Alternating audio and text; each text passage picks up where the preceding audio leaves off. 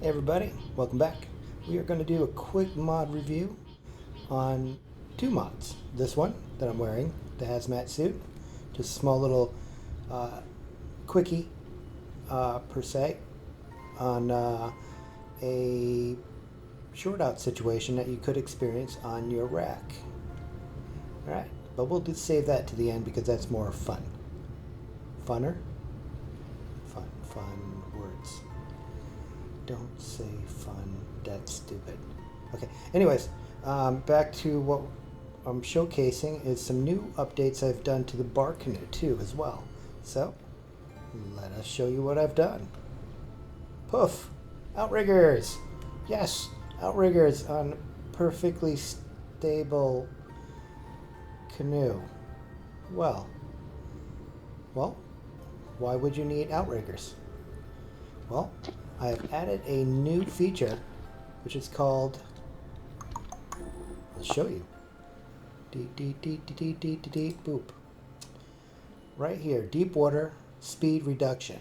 So, the theory is if you're going out in a canoe into the middle of the ocean, you're probably going to experience some resistance. Current, wind, sea monsters, Dave, and waves. It's going to be awful. It's going to be hard to paddle, and so you need stabilization. And so this is what this does. This offsets the drag that's going to incur if you get out further than 20 feet, well, 20 blocks underneath you. And after that, it's percentile at 20%. So as long as you stay close to the shore with that parameter, let's show you again. And this parameter, I recommend that multiplayer. This will encourage people to get progress to the sailboat or continue to modify the canoe in order to take journeys across the ocean. And so this will, it won't prevent them from crossing, but it will slow them down to deter them. And so this is kind of a tool used to help somebody progress from the canoe. Even though I'm sponsoring this mod that I made, it isn't a forever mod, but it is very convenient and sometimes a little bit too convenient. And so Vintage Story is about inconvenience and making it more convenient for you. And this is what this provides. So let's go ahead and dig into this. Once you enable it, restart your server or your game, doesn't matter, if you want to add this in there for your own self-improvement and pain and suffering and all the other stuff that I add to my life. You can join me. So they're very relatively easy to make, and this is the crude version. There will be a car version eventually when I decide to make the model. And so, as you can see, its construction kind of looks like half a paddle, and that's because it is. 3 branches, a roller, and some rope, and that's how you construct it. We'll go into more detail about that later. Also, while I'm on the subject, you see right here, primitive survival, you can now add, hold on, the wooden lantern to the canoe. So now you can go ahead and use it. That's patched in. As long as you have primitive survival, which most Vintage Story people have, you'll be able to use the wooden lantern. Alright, so the outrigger. Outrigger is very simple. It attaches just like an oar does because it's technically part oar.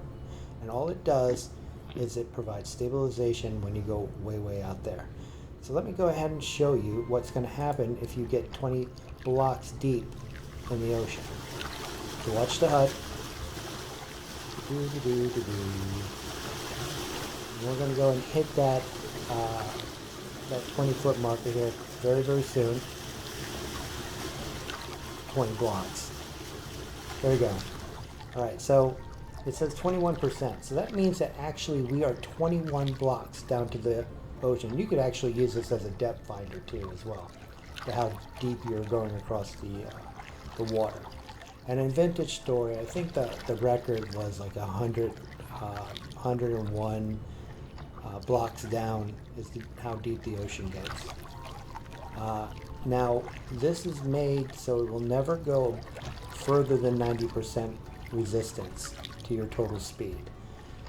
With that, you'll be able to still travel somewhat awfully to your destination across the ocean, but it's not going to be fun. And as you can see, we are slowly getting deeper and deeper, and it's going to get more resistance. You can see our speed is at 0.04.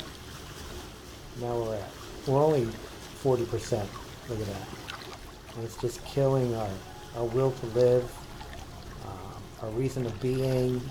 You can feel that very nature of Vintage Story creak into your veins and destroy your will as you get further and further. And at 50%, look at how awfully painful this is. And so you're like, oh man, why did I make this crazy canoe? Why is the mod author so vicious and horrible? Well, I provided a way out. So let me go ahead and show you this. It's a little bit difficult. I swapped my sprint key and my shift key to also fix the bug. Alright, so let's go ahead and try to slap that on there. It can only go into the left side rack. And as you can see, the HUD, it shows the outrigger rack left side. It will not go on this side. And the reason why I chose the left side is the paddling side is on this side. So naturally, the unpaddling side. Let's go ahead and slap it in there. Alright, and as you can see, it fits in there nicely. And it's just above the water-ish. Slap together the model. And to make it look as crude as possible. Alright, so it's and it doesn't take that much to make it, so it's not a real out-of-the-way thing. In the future, I will be adding a hitbox to this, so when you start going down narrow streams and blockages, you'll have to remove this or dig it out, because this guy is going to block it. And of course, it's very easy to remove. It just means that you have to get out of the canoe and pop it out, unless you can reach this little selection bar.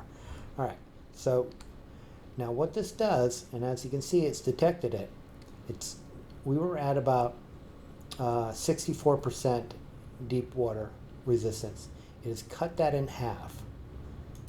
So there you go. That's what the outrigger does, is it takes the resistance and cuts it in half. And so it's not that bad. In fact, because the cutoff is at 90%, this means that this boat will only be reduced up to 45% resistance. Let's go ahead and swing back to base here. And you'll see when we hit the 20-foot area, we'll actually be at 10% instead of 20%.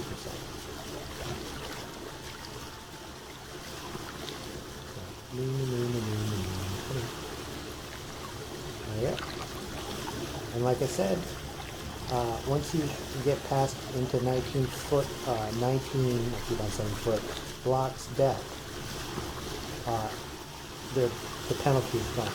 That means that you can stay relatively, you can have some pretty good distance from the shore, because, you know, sometimes you got photons and other stuff firing junk at you, and usually the slope of the water doesn't really drop until about, 50 feet away from the water, the shoreline. So you still got a lot of leeway around your particular continent or island before you start hitting that 20 block threshold. All right. So there you go. There is the crude outrigger. Like I said, I'll make a carved version of it. That will be pretty. But right now, this is what I made. And it took a few hours to put it together and work out all the bugs and getting the model to be somewhat prettier. Alright, so let's go ahead and park this thing. As you can see, this is they take on whatever wood is in the ore slot, or how to construct the log spot, basically. So you can either use an ore, which will kind of offset the what's the words I'm thinking of? Recipe. Yes, words are so funny. They work together. All right, let's go over here. As you can see, I have an insert for the BarkCanoe.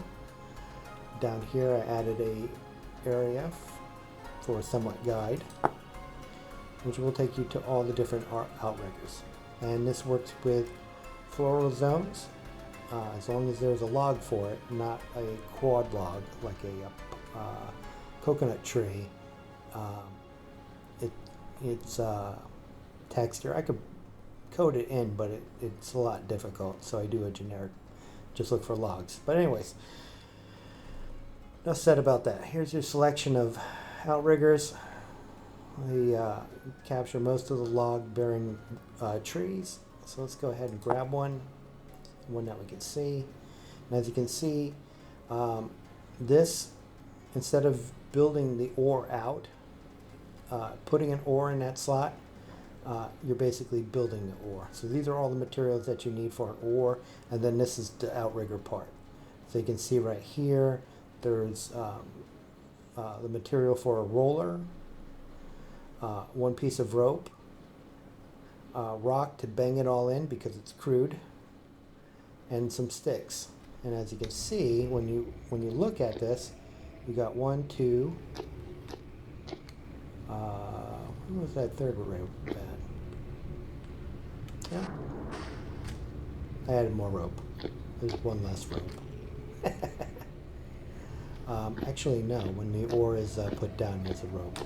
So, here, watch. See, rope.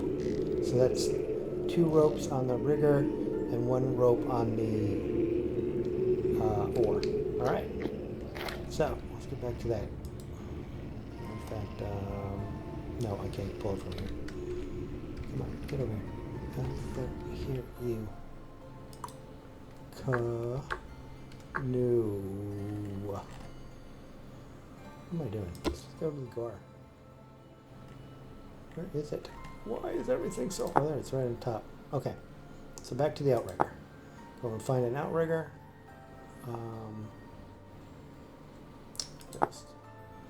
Alright, oh, you can't really see the ore in that one. Let's go find that one that sticks out. Popular. Okay, yeah, so see the ore? And there's 2 ropes missing in a log.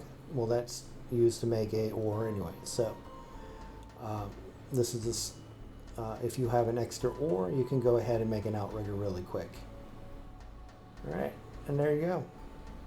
That's how you make it. You can also take the outrigger and stack it on the side of the wall.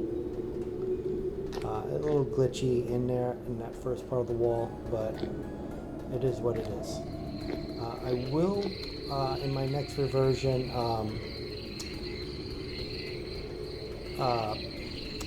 make this angle out a little bit so it's not sticking in the wall.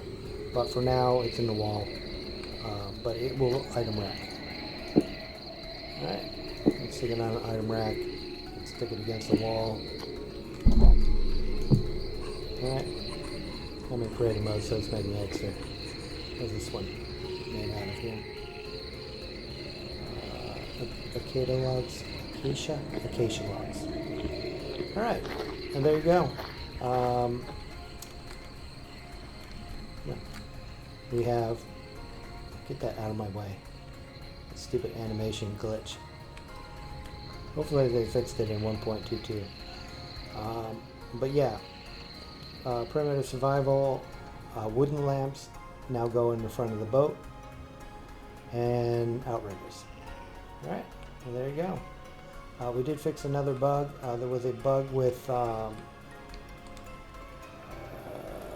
menu.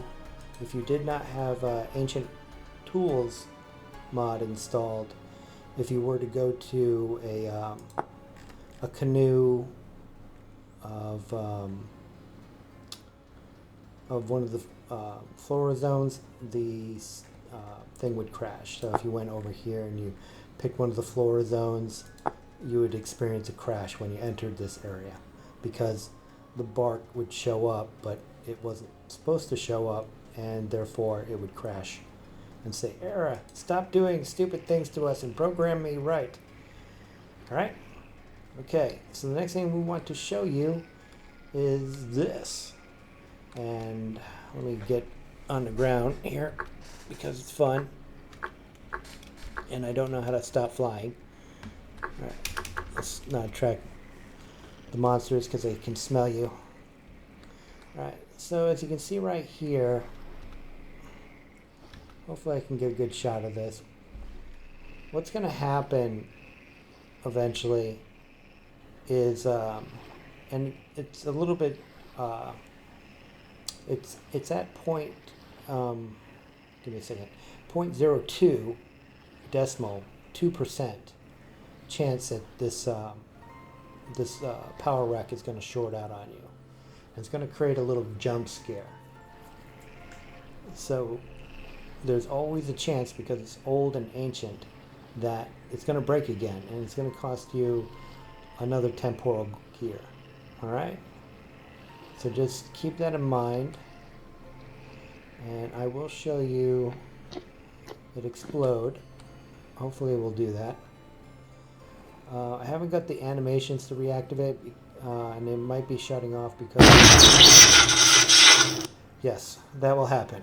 And if you're not ready for it, a little bitty bit of pee should come out of your body. And that's intentional, because I like to spread the anguish that this game provides as a source of enjoyment and pain. Anyways, yeah, so once it breaks, you just go over, click it with, it only requires one, and then you're back in business. All right, there you go. And that's the little update that I put into the hazardous suit mod. Suit mod? Yeah. If you want more information about it, there is a how-to video on it, and I will roll out a new update eventually. This one is a working version right now, but there is one that's ready to go. What I'm trying to do is get those things to animate. That's my real goal. Other than that, it works just fine. And if I don't get it updated, I'll get it updated in when it rolls out to 1.22. Because everything has to be upgraded when it goes out to 1.22, because 1.22 goes to a different, what was it, MS-10 or something like that, library. So all the mods have to be upgraded, or they're going to be buggy. There's some entity changes to armor mods and stuff like that that will have to be updated. Like there's an augment to this suit right here. Wait, I don't know if it has an augment, but there's an entity variable that's been changed, which is odd because the other one worked just fine. But coders like to change things, and that's what happened. So anything that has an entity that is wrote in C# is going to have to be changed. Alright, so there you go. BarkCanoe and the hazardous suit short-circuiting. Oh, jeez, I almost forgot. Let's show you how to do this. And of course, this menu right here is from Config Library. It's a mod that allows you to do most of the configurations inside the game. Alright, so let's go find hazardous suit. Right over here is the short out chance on charging, and this is only on charging. This means that if you stack a suit on there or you stand on it, there's a 2% chance that it's going to blow up in your face. You can adjust it here if you don't like that 2%, or you're really done with the peeing in your pants. Then go ahead and slide it all the way to 0, and then give it a save, restart your game, and you should be golden. This actually is inside the game, so technically it should be available right on the fly. Oh, this is going to hurt so bad.